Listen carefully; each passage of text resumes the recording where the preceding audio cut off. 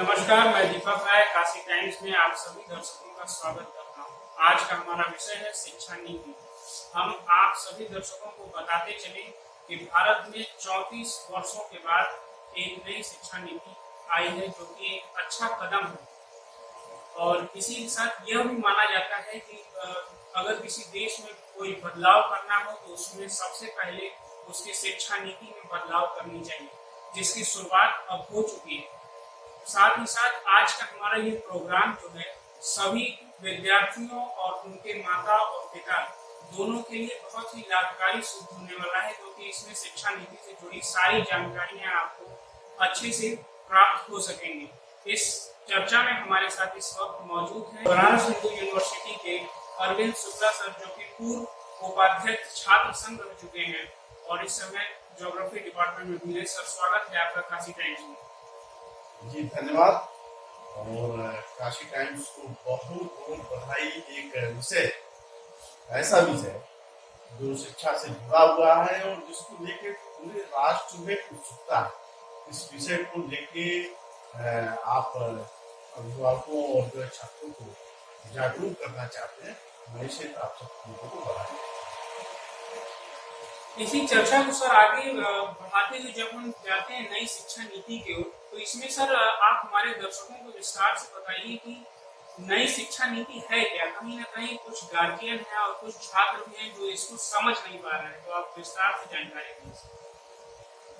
देखिए, जैसा कि समाचार के माध्यम से आप सभी लोगों को मालूम है कि कैबिनेट ने नई शिक्षा नीति के मसौदे को पास कर दिया है और देश में नई शिक्षा नीति को लागू करने की तैयारियां शुरू। मैं जो पहली बात कहना चाहता हूं कि नई शिक्षा नीति, यह जो पद है या टर्म है, यह अत्यंत महत्वपूर्ण है। शिक्षा नीति तो सदैव नई होनी चाहिए। और जैसा कि दीपक जी ने बताया कि 34 वर्ष से एक ही ढर्रे पर, और दुनिया में जिस तरह से आज जो विकास का पैमाना है, उसमें जो बदलाव है, उसकी गति अति तीव्र है। ऐसे में शिक्षा नीति 1986, जो बाद में 1992 में थोड़ा संशोधन हुआ नरसिम्हा राव जी के समय, उसको उसी के आधार पर हमारी पूरी शिक्षा व्यवस्था चली।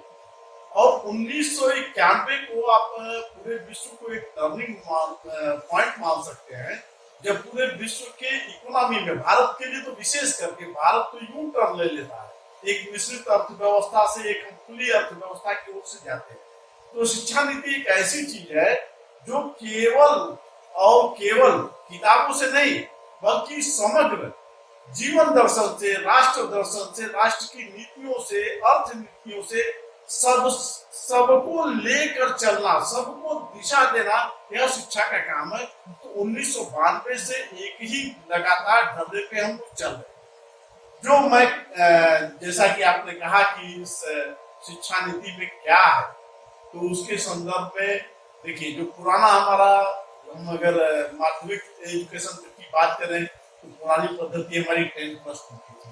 हम 10 तक की शिक्षा को एक लाट में देखते थे और +2 को अलग, दो माध्यमिक चरण तक की शिक्षा को इस दृष्टिकोण से देखा जाए। लेकिन इस नए बदलाव में अब नया फार्मूला है, जिसमें 5+3+3+4, उस 10+2 को हमने 4 भारत। और दूसरी जो महत्वपूर्ण बात है, उसमें जो अपनी बात पूरा करने से पहले मैं उस बात को कंप्लीट करूंगा, अब मानव संसाधन विकास मंत्रालय नहीं है, अब मानव संसाधन विकास मंत्रालय शिक्षा मंत्रालय हो गया। बहुत दिनों तक मानव संसाधन मंत्रालय, ये मानव संसाधन विकास मंत्रालय, थोड़ा जो सामान्य दृष्टिकोण है, उस सामान्य दृष्टिकोण में ये लगता था कि मनुष्य को संसाधनों के समकक्ष, उसका कहीं न कहीं उसका जो मानवीय कैरेक्टर है, उस पर आघात पहुंच रहा था। तो इसको पुनः शिक्षा मंत्रालय कर दिया गया। तो जो मैं बात कर रहा था कि 5+3+3+4, ये तो माध्यमिक शिक्षा की बात हुई। दूसरी बात जो हायर एजुकेशन में और माध्यमिक शिक्षा तक में भी जो दो बातें महत्वपूर्ण हुई कि अब टोटल सकल एडमिशन जो हमारा मतलब माध्यमिक पास करके जो जाने वाला बच्चा था, अभी तक मात्र 23, 24, 25, 26% विद्यार्थी ही उच्च शिक्षा में लौट के जाता था। माध्यमिक के बाद वो जो है आगे की शिक्षा उसकी बंद हो जाती। तो नई शिक्षा नीति में जो यह लक्ष्य रखा गया है कि कम से कम 50% विद्यार्थियों को जो माध्यमिक शिक्षा प्राप्त करते हैं उनको उच्च शिक्षा में, विश्वविद्यालय शिक्षा में, डिग्री कॉलेजों में प्रवेश मिले, यह लक्ष्य।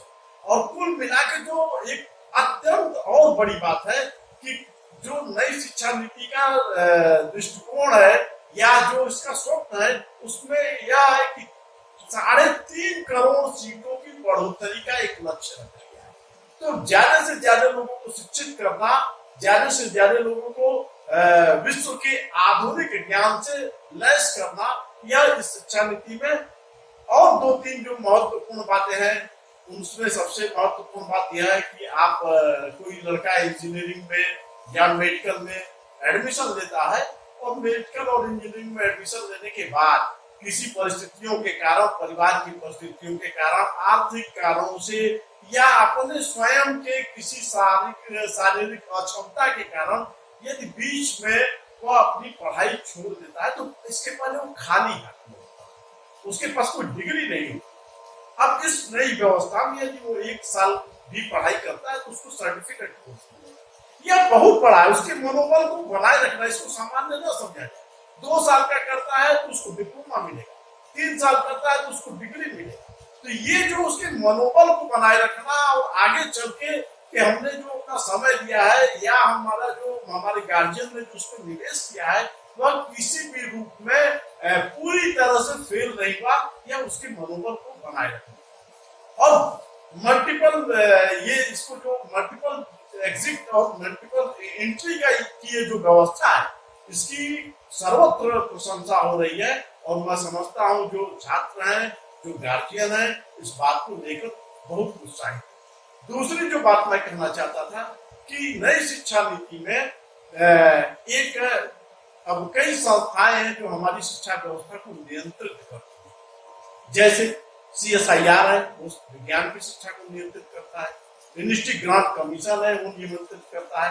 अब पूरी तरह से एक हायर उच्च शिक्षा आयोग बनाने की जो बात हुई है, जिसके बैनर तले ये शिक्षा व्यवस्था चलेगी और एक जो विभिन्न स्ट्रीम थे एजुकेशन के, वो विभिन्न स्ट्रीम को एक धारा में, एक मंच पे लाके और एकीकृत व्यवस्था करने की जो ये प्रणाली लाने की बात सोची गई है नई शिक्षा नीति में, यह अत्यंत प्रशंसनीय। और हायर एजुकेशन की जब भी बात होगी, तो हायर एजुकेशन में शोध उसका अत्यंत महत्वपूर्ण फैक्टर। आज जो है शोध को लेकर कोई इस तरह की कोई राष्ट्रीय स्तर पर CSIR है, CSIR देखता है विज्ञान के क्षेत्रों में शोध के कार्य को, UGC भी जो है शोध अध्ययता वृत्ति देती है।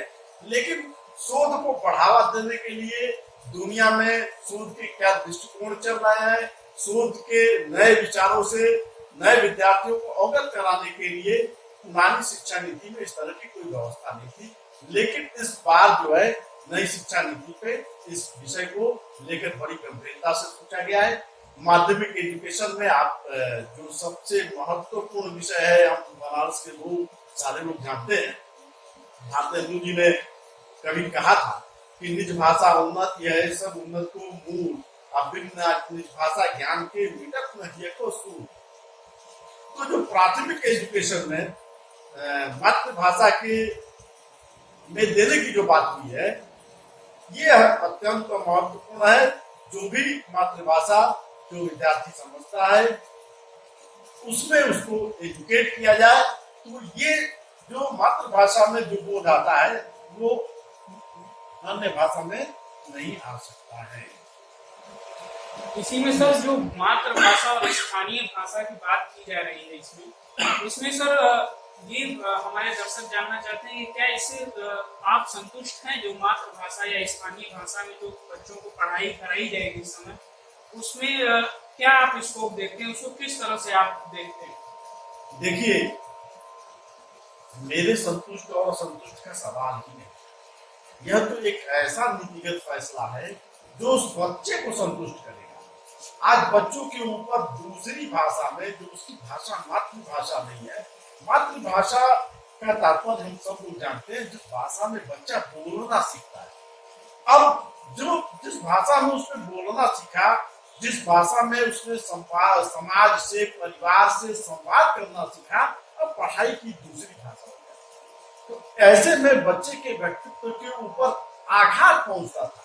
वह बहुत से बच्चे ऐसे होते हैं जो जिस भाषा के प्रति जिनके व्यक्तित्व में दृढ़ता होती है, वो दूसरे भाषा को स्वीकार नहीं कर पाते हैं। और भाषा के इस पेच में वह विज्ञान अच्छी तरह से समझ सकता था, वह साइंस अच्छी तरह से समझ सकता था, मैथ अच्छी तरह से समझ सकता था, वो कला में अपनी बातों को अच्छी तरह से प्रस्तुत कर सकता था, लेकिन भाषा की सोच में उसकी अभिव्यक्ति नहीं हो पाती थी, उसकी ज्ञान की प्रक्रिया आगे नहीं बढ़ पाती थी। तो ये बहुत अच्छा निर्णय है और मैं समझता हूँ ये तो शिक्षा नीति में इसको ये बात आज से नहीं चल रही है, ये तो हमारे जो है आम भारतीयों की डिमांड रही है। किसी भी अब यहाँ जो निज भाषा की बात हो रही है या जो मातृभाषा की बात हो रही है, इस मातृभाषा का तात्पर्य हम सब लोग जानते हैं। इसका तात्पर्य केवल हिंदी नहीं, इसका तात्पर्य देश के विभिन्न भागों में बोली जाने वाली भाषाएं। तो जो बच्चा जो भाषा बोलता है उसमें उसकी शिक्षा की व्यवस्था की जाए, यह एक बड़ा कार्यक्रम, ये आसान भी नहीं। इस स्तर पर उसको उपलब्ध कराने के लिए सरकार को बहुत बड़े स्तर पर प्रयास करना होगा। हर भाषा में योग्य शिक्षकों की तलाश करना यह अत्यंत महत्वपूर्ण, लेकिन यह भारत के विकास के लिए, भारत के भविष्य के लिए मील का पत्थर था।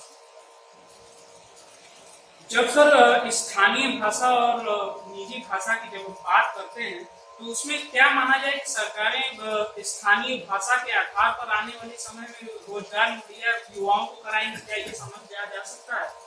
देखिए, भारत में विभिन्न प्रकार की भाषाएं बोली जाती हैं, लेकिन अगर हम तुलनात्मक रूप से, यूरोप एक कॉन्टिनेंट है, यूरोप में हमारी जिन भाषाओं को बहुत छोटे स्तर पर सोची जाती है, वो यूरोप के देशों में पूरे देश की वही भाषा है। तो आपके भाषा छोटे भाषा समूह समझने वाले लोगों की भी संख्या इतनी है कि उसमें एक आप आर्थिक संरचना, एक उसमें रोजगार की संरचना व्यवस्थित कर सकते हैं। ऐसी कोई दिक्कत नहीं है अगर नीतियों में इसका समावेश किया जाए। आज हम मजबूरी में इस भाषा में, जो हमारी मातृभाषा में जो चीज उपलब्ध नहीं होती है, इसलिए आज देख रहे हैं कि आप कभी विज्ञापनों में केवल अंग्रेजी भाषा का प्रयोग होता था, केवल अंग्रेजी भाषा में विज्ञापन बनते थे। लेकिन आज विज्ञापन क्या सभी भाषाओं में नहीं कर रहा है? मल्टीनेशनल कंपनियां, जो बाहर की कंपनियां हैं, वो भी भारत में अपना व्यापार का विस्तार करने के लिए विभिन्न भाषाओं का उपयोग कर रही हैं। और कॉल सेंटर्स में आप जो है आप टेलीफोन उठाइए, टेलीफोन पे विविध भाषाओं के टोन क्यों आते हैं?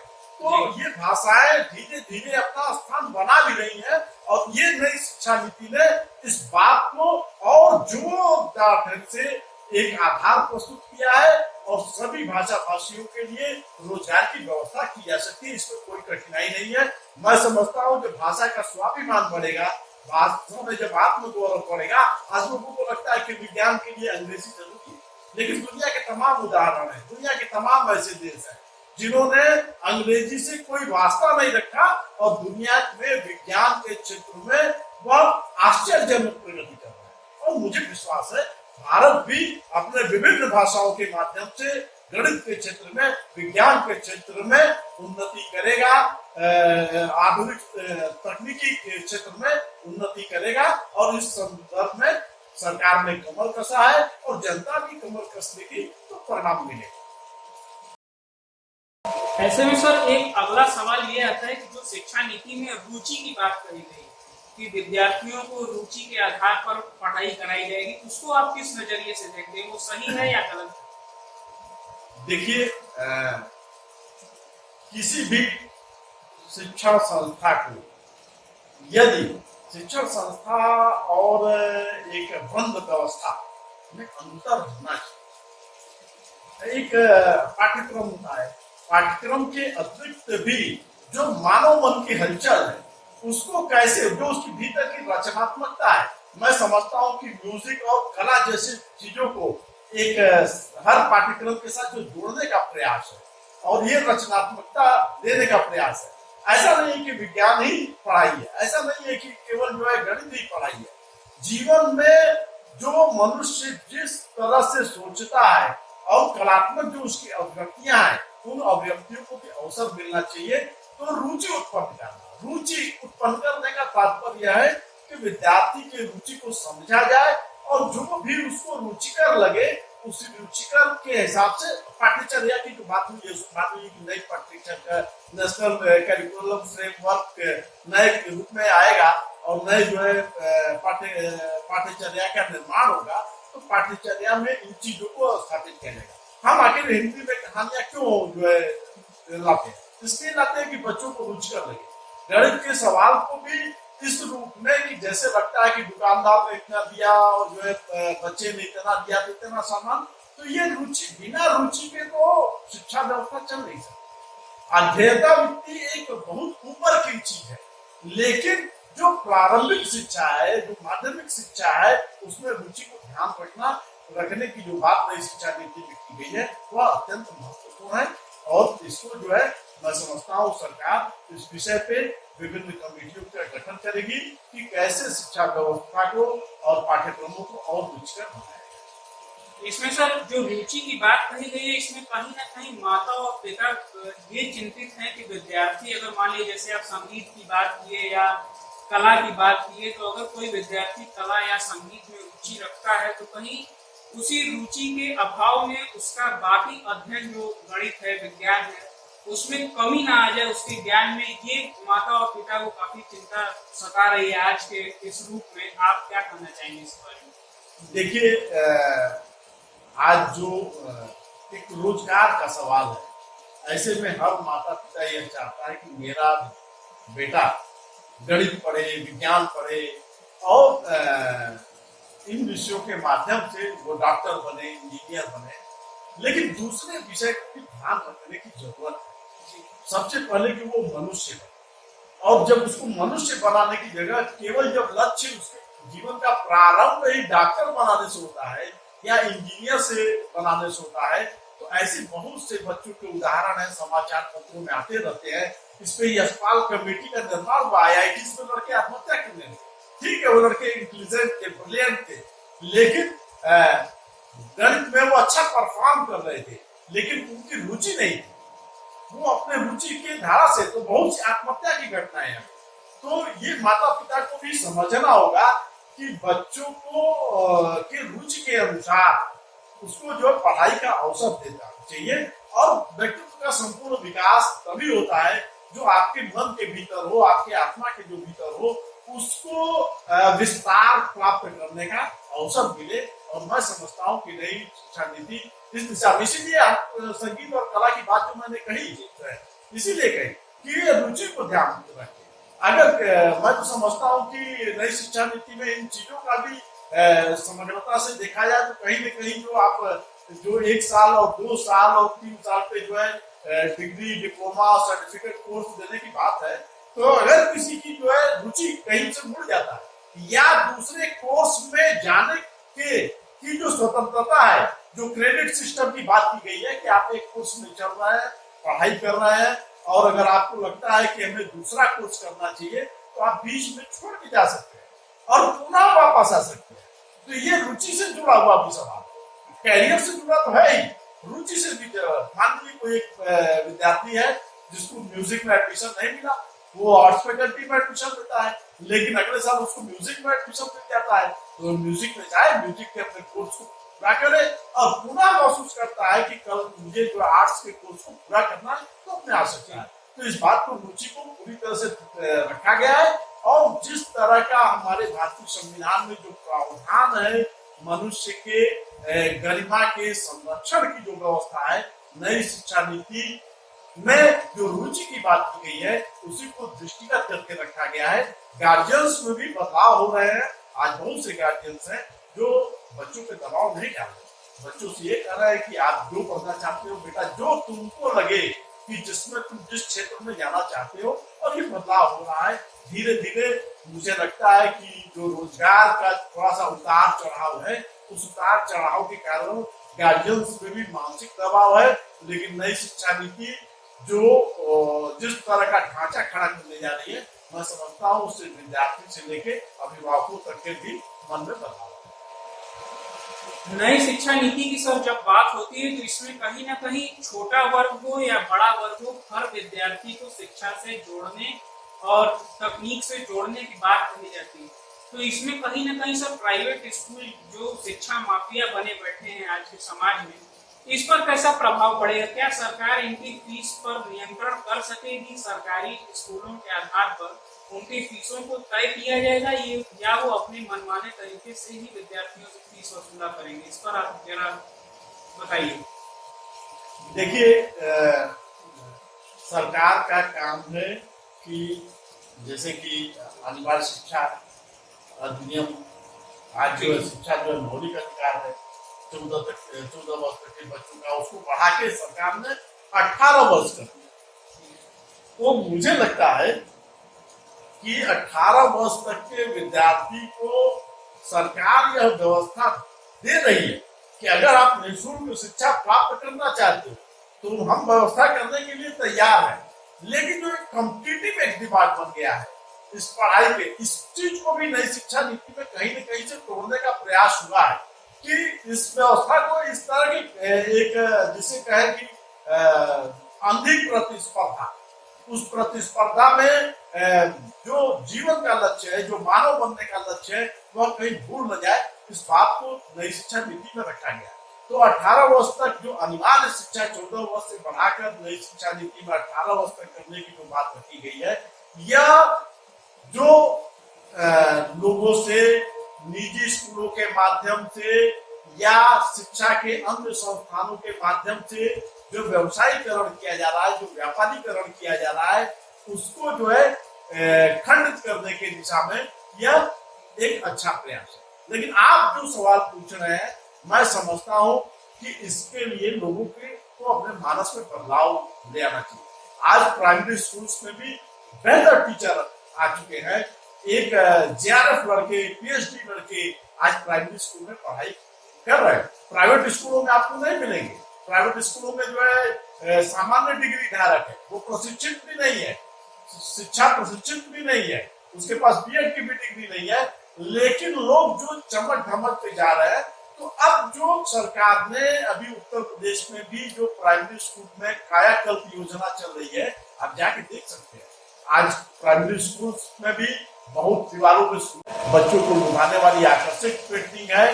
तो जो निजी स्कूल जिन चीजों को लेकर अपने को थोड़ा सा अलग दिखते थे इंफ्रास्ट्रक्चर के मामले में, उससे उसकी बात इस नई शिक्षा नीति में की गई है। जो 4% केवल शिक्षा में जो सकल घरेलू उत्पाद का दिया जाता था, अब नई शिक्षा नीति में कहा गया है कि सकल घरेलू उत्पाद का 6% दिया जाए।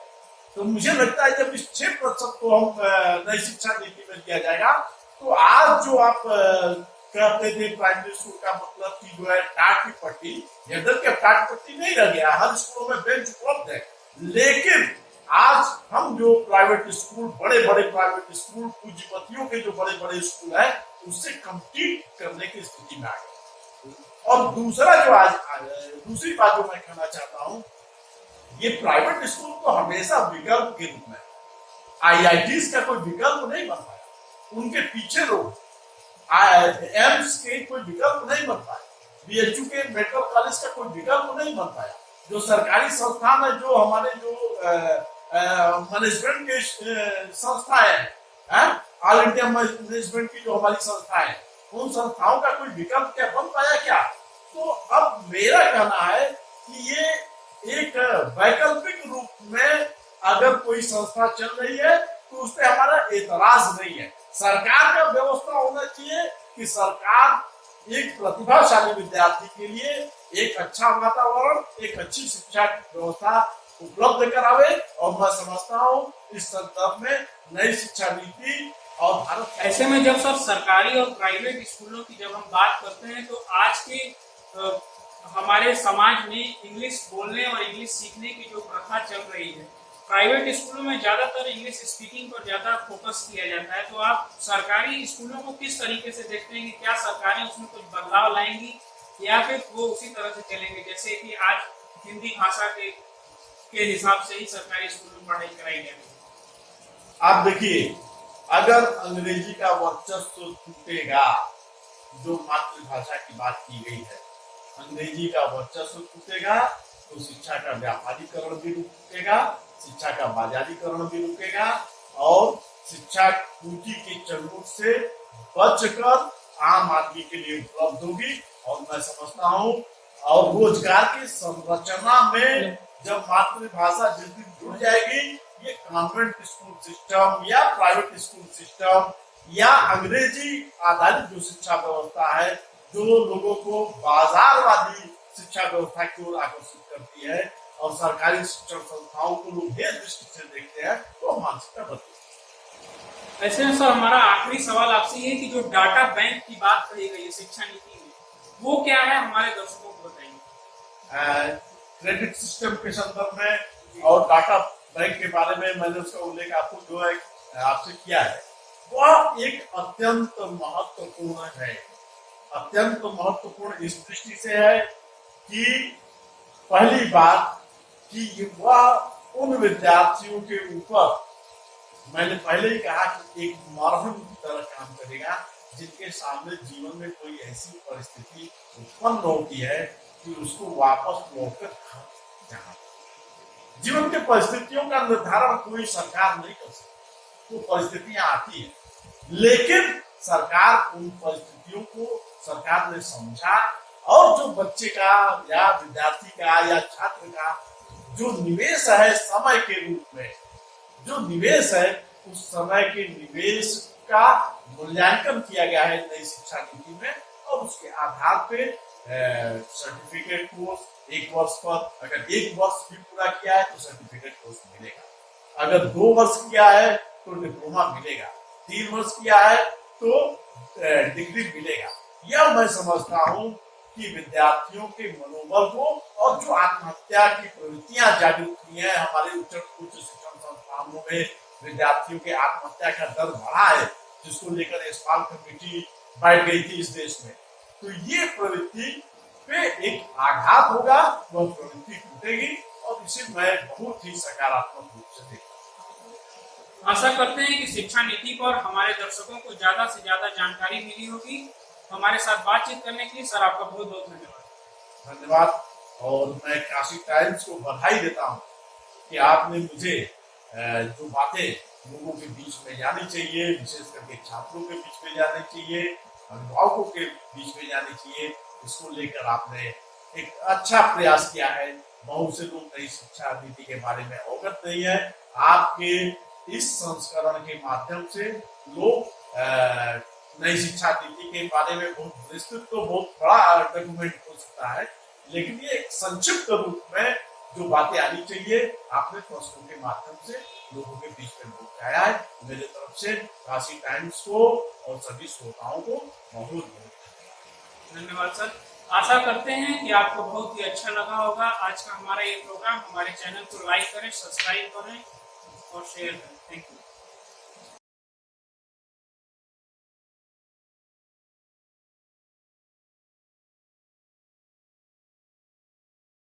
भारत सरकार का यह प्रयास सराहनीय।